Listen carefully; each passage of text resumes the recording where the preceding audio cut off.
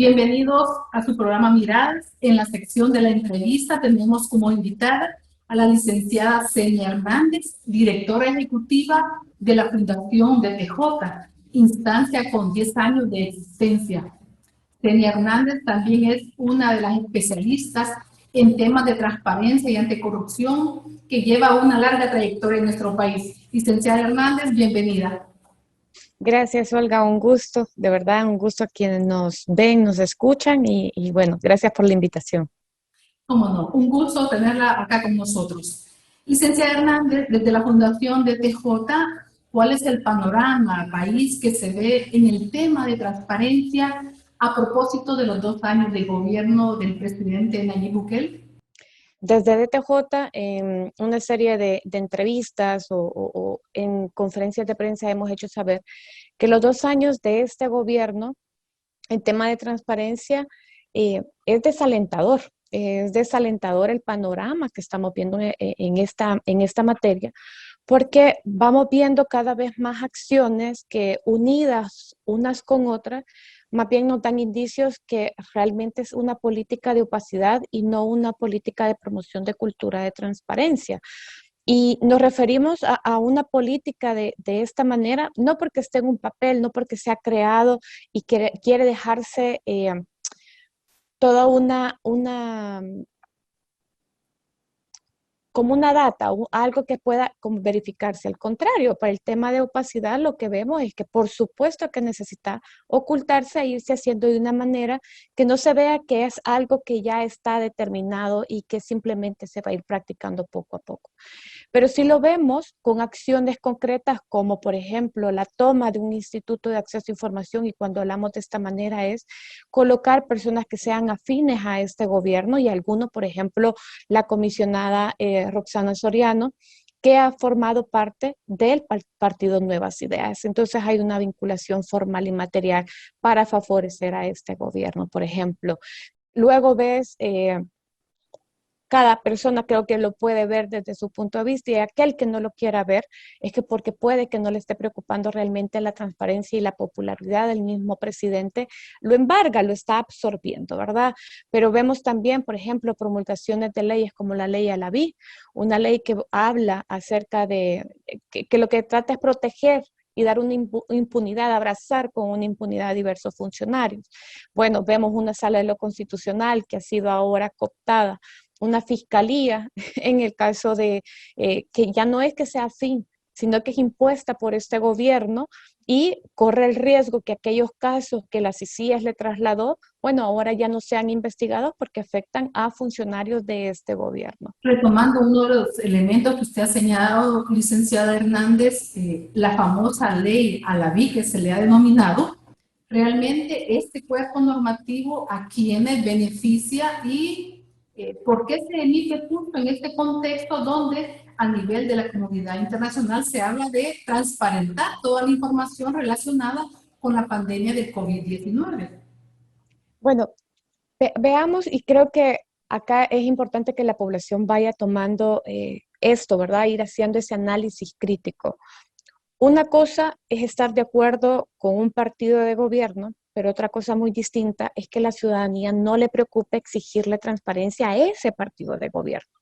No solamente porque va contrario al que tiene esa afinidad o al que es de su gusto, por así decirlo, sino que aquí es donde más se debe de exigir, por ejemplo, transparencia. ¿Por qué? Porque este tipo de leyes que se están promulgando, por ejemplo, beneficia a esos funcionarios, con lo que la población está haciendo, que tiene esa afinidad, que dice, bueno, me parece cómo están realizando. Pero claro, a medida hay menos información, a medida se van resguardando cada uno de esos funcionarios, entonces la población va teniendo una mirada de aprobación y hay que tener mucho cuidado con ello. ¿Por qué? Porque esta ley justamente lo que trata de hacer es evitar que se hagan investigaciones cuando un funcionario, y estamos hablando precisamente de este gobierno, porque la ley se circunscribe, o sea, está justamente para todas las actuaciones que tengan en el marco de la pandemia. Y hay que recordar que solo con la pandemia han habido la aprobación de miles de millones de dólares. Ya no solo estamos hablando de millones de dólares, sino que sí, eso nos asombró en gobiernos anteriores cuando un expresidente saca, mal utilizó 350 millones y nos sorprendió y nos indignó si un expresidente Mauricio Funes, que está asilado en Nicaragua, también mal utilizó 351 millones más o menos. Imagínense qué nos va a pasar cuando al cabo de unos años nos demos cuenta que investigaciones, y no sabemos cuántos años, porque se ha tomado posesión, se ha tomado la Fiscalía General de la República y eso va a impedir que busquen casos. Entonces, esta ley lo que está haciendo es eso, proteger a un grupo selecto de funcionarios, incluso de empresas que sean afines a este gobierno, para que si han cometido mal utilización, malversación, cohecho, todo este tipo de delitos de los que nos habla la ley, nuestra ley penal, y puede llegar a encajar, bueno, que no se ni siquiera investigue. Está haciéndoles ver, ¿saben qué? Ustedes pueden mal utilizar los fondos del Estado, pueden hacer las compras irregulares, pueden ser que esos paquetes alimenticios, si costaban $20, no importa si suben a 80, 90, $100, lo pueden hacer porque no van a ser investigados. Si, por ejemplo, hay alguien que haya recibido un mal tratamiento porque se le aplicó de mala manera, también lo resguarda a ese funcionario público. Es decir, lo que les están brindando es una inmunidad que verdaderamente es una impunidad para perseguir posibles delitos, no solo de corrupción, sino que también de mala praxis. Por ejemplo, si aplicaron una vacuna ya vencida o en el tiempo que no correspondía, y eso podría haber sido sujeto de alguna sanción, no solo administrativa, sino que incluso penal por la muerte de alguna persona por negligencia médica, no se va a poder llegar a perseguir. O, por ejemplo, una empresa proveedora entregó mal un lote o no entregó lo que corresponde, pues también se está protegiendo a esa empresa que está siendo proveedora del Estado. Entonces, es una ley dañina, una ley que verdaderamente, bueno, como usted lo menciona, Olga, que a nivel internacional lo que se exige es que principalmente en el tema de la información, en el manejo de la pandemia, con insumos médicos, con toda esta herramientas necesarias para combatirla, bueno, hay que tomar decisiones rápidas, sí, pueden hacerlo, por supuesto, pero ya nuestras leyes daban los mecanismos en cómo se podía actuar de una manera rápida, responsable, eficiente, pero también transparente. Y eso es lo que no está haciendo este gobierno y es importante volver a ver eso. Si no, vamos a estar que en unos años, cuando se pueda, debido a la concentración de poder que hay, vamos a estar lamentando de por qué no se exigió transparencia en el ahora. ¿Qué pasa, licenciada Hernández, con aquellos casos que estaban en proceso de investigación por parte de la Fiscalía General de la República y donde a través de los medios de comunicación vimos allanamientos a ministerios? ¿Qué pasa si esta ley ya entró en vigencia? ¿En qué situación quedan? ¿Se archivan? ¿Se engavetan? ¿Qué ocurre? Bueno, y no solamente por esta ley, hay que tener en cuenta acá, si bien es cierto, esta ley incluso va en contra de la Constitución, porque la Constitución habla que las leyes no pueden ser retroactivas.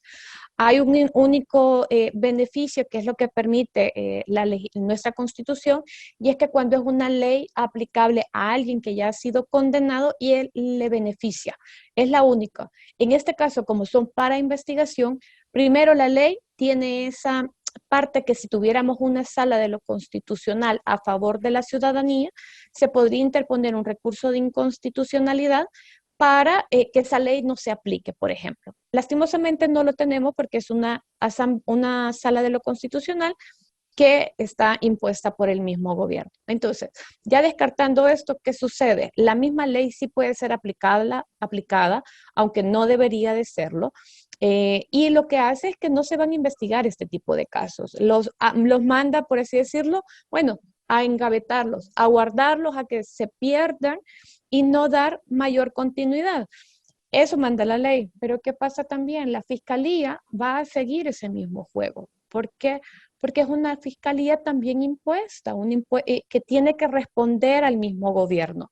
Recordemos que el poner a una persona que incluso tiene señalamientos, si hay procesos de investigación por otro posible cometimiento de delitos como violencia intrafamiliar que no está finalizado ese tipo de proceso, también puede apoyar a que se genere entonces impunidad, porque es un fiscal que tiene que responder a quien lo ha colocado en esa posición. Entonces, lastimosamente, esos 12 casos que vimos el año pasado, que algunas instituciones empezaban a dar pequeñas muestras de avance en lucha contra la corrupción, la fiscalía en una de esas, con el fiscal general, el titular constitucional, que es el fiscal Raúl Melara, pese a esas destituciones inconstitucionales, empezó a dar y a investigar y a tratar de encontrar qué es lo que había pasado. Por esa razón es justamente que han quitado el contrato, el convenio, perdón, con la misma CICIG. Entonces, fácil, lo que podemos ver es que esos 12 casos van a ser engavetados, esos 12 casos lo que van a buscar es que no se hablen más y tratar de promover otro tipo de investigaciones que no está mal en el caso de gobiernos anteriores, pero se van a tratar de enfocar en el tema de propaganda solamente en ese tipo de corrupción y no de una manera equitativa, equilibrada, imparcial, ¿verdad? Que sea cualquier tipo de caso que se pueda llegar a investigar. ¿Qué se pretende con lanzar todo este tipo de iniciativa, ¿verdad? ¿A qué se le está temiendo? ¿A qué se le teme si usted está haciendo correctamente su trabajo? Bueno, es porque justamente, y tomo estas últimas palabras que acaba de mencionar, porque no están haciendo bien el trabajo, es que lo tienen que ocultar. Hacer bien el trabajo no es únicamente mostrar toda la propaganda que se han vacunado a tantas personas. Eso es un derecho, es que, ojo, esto no es gracia del Estado, es un derecho que el Estado debe de garantizar y la vacunación está aparejada con, está dentro, inmerso del derecho a la salud. Es por obligación del Estado que tiene que hacerlo, pero es por obligación también del Estado que tiene que utilizar eficientemente los recursos y eso es lo que necesitan ocultar. Necesitan ocultar que para generar este tipo de vacunas y por eso ocultan un plan de vacunación si es que lo tuvieran también, porque hay que recordar que si hay una característica principal de este gobierno es la improvisación. Y esa improvisación también tienen que ocultarla, porque ahí se hace mal utilización de los recursos públicos, por esa equivocación en la toma de decisiones. Y si no veámoslo, por ejemplo, un caso tan evidente y que mayoría de ciudadanos que estamos en San Salvador quizás lo vemos, el megacentro de vacunación. Un lugar que era innecesario totalmente, que inicialmente fue para ser el hospital más grande, más cool de Centroamérica. Si algo le encanta a este gobierno, es tratar de ser sonoro, es hipérbole, ¿verdad? De que todo es lo más grande, lo más cool, lo mejor, porque necesita posicionar en la mente de la ciudadanía que están haciendo las cosas bien. Fondos que han sufrido, y bueno, son una de las investigaciones que está teniendo, por ejemplo, los funcionarios del Ministerio de Obras Públicas por la mala utilización de esos fondos. Luego, aparte que se inicia esta construcción, se están mal utilizando y millones de dólares tienen hallazgos de irregularidades, luego ya no es un megacentro un mega hotel, un mega hospital, sino que es un megacentro de vacunación. Cuando hemos visto en otros países que para que hubiese una efectividad sin malgastarlo el dinero, de los contribuyentes, bueno, se han vacunado en canchas, en parqueos. Eso se pudo hacer de alguna manera, adecuar ciertos espacios para que fueran utilizados de manera más eficiente y no gastar todos esos millones de dólares que pudieron haber servido, por ejemplo, Olga, para tratar más aquellas enfermedades que han quedado invisibilizadas y no han sido tratadas de la manera en como debería de ser. Por ejemplo, hemos visto cómo desde la cuarentena para acá han habido diversas personas que han estado reclamando que no hay medicinas para la atención de graves enfermedades que son incluso terminales, como el cáncer, leucemia, o sea, y no solamente para personas adultas o en general, sino que también para niños. O sea, esos tratamientos no han sido cubiertos porque el dinero no ha estado enfocado en donde debería de enfocarse. Y eso es la importante de por qué ellos necesitan ocultar esa información. La transparencia para que en su totalidad haya una promoción de cultura de transparencia, el acceso a información es importante. A medida la población pueda estar más informada, pueda tener todos los elementos necesarios para tener un pensamiento crítico, entonces eso abona para exigir rendición de cuentas, transparencia, y entonces se le van cerrando un poco los espacios a la corrupción. Digo poco porque es parte de toda una estrategia, de toda una maquinaria, por así decirlo, que debería de funcionar bien si lo que se quiere es que haya luz, haya claridad en cómo se están manejando los fondos públicos. A la actualidad, bueno, la reserva de este plan de vacunación para conocer el costo de las vacunas, cuántas nos han donado, si verdaderamente se ha cobrado, se ha pagado por alguna de ellas, bueno, no lo vamos a saber, al igual que otra información acerca de a cuánto verdaderamente se está llegando. Nos toca quedarnos, y aquí es donde viene la parte de lo que si creemos o no que el gobierno está dando a través de su maquinaria propagandística. Como no sé, ni el tiempo se nos ha terminado lastimosamente, pero dejamos abierto el espacio para futuras intervenciones. Un gusto, gracias. Gracias, licenciada Hernández, por su participación. Y bueno, en Miradas continuamos con más.